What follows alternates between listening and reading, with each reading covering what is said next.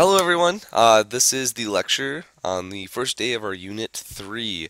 So we're going to talk about matter and its changes. So the physical properties, chemical properties, physical change, chemical change, all of those things in this unit.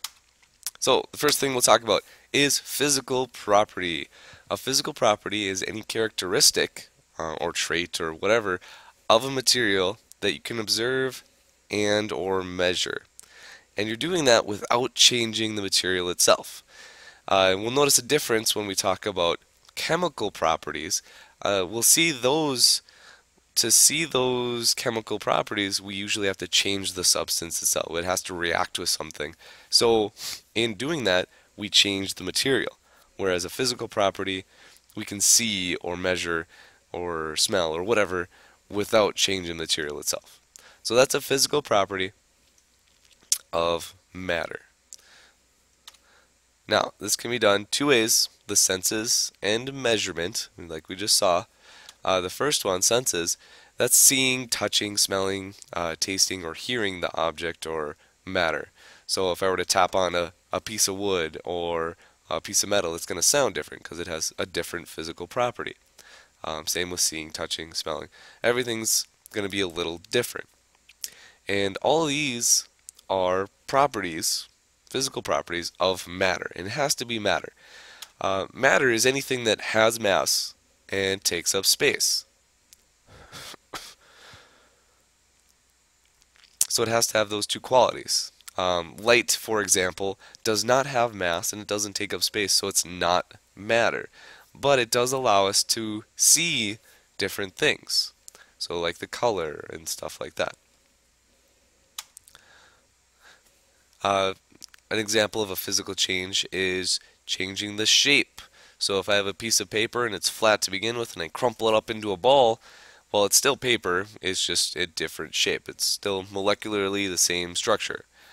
Color change, that depends on what you're doing. So if I'm just coloring it with a dye or a crayon or something like that, that's just going to be a color change. It's not chemically going to be any different. But if I mix two chemicals together and they react with each other to cause a chemical change or a change in color, then yes, it's a chemical change. Physical properties, so measurement, that's the other one besides senses. If I were to measure the length of something, that goes with height or width, all that stuff, or the volume of it, or how much it weighs, or the density of it.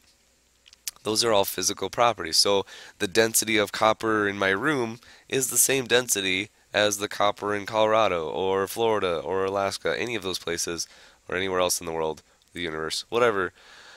That density will be a characteristic of copper, a physical property. That's one way we can identify that substance, which is kind of cool. So, moving on, states of matter. There are four of them. We only talk about three of them really, but we mentioned plasma at the end. So solids, liquids, and gases we see and deal with every day. But plasma, it's very rare that we actually deal with that on a day-to-day basis. So we would find plasma in the fluorescent light bulbs that we have in our room or in the hallways or in school. It's filled with a gas, those tubes, those fluorescent tubes, and as we put a charge through them, they become excited, the particles do, and they emit some light. And at that state, in that excited state, that is plasma. So here's a kind of a chart showing that. So all matter is made up of small particles and they're moving at all times. So unless they're at absolute zero, which we have not been able to achieve, they are moving. So even if it doesn't look like they're moving and it looks really, really solid, it's still able to move on that subatomic level.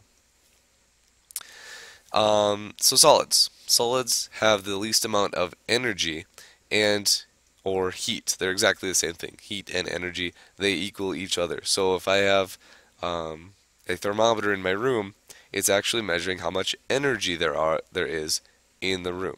So heat is the same as energy. So as I add energy and heat to a solid, instead of just kind of being able to shift a little bit or vibrate or whatever in a solid, they start to break away from each other and be able to slide past one another to the point where it is a liquid. They can act like a liquid. And then I add more heat, more energy, and then they're able to break away from each other so that they can have some space between them instead of always touching and sliding past each other. These are able to bounce off of each other, and there's some space between, and that creates gas. And then as we add even more energy, it becomes a plasma.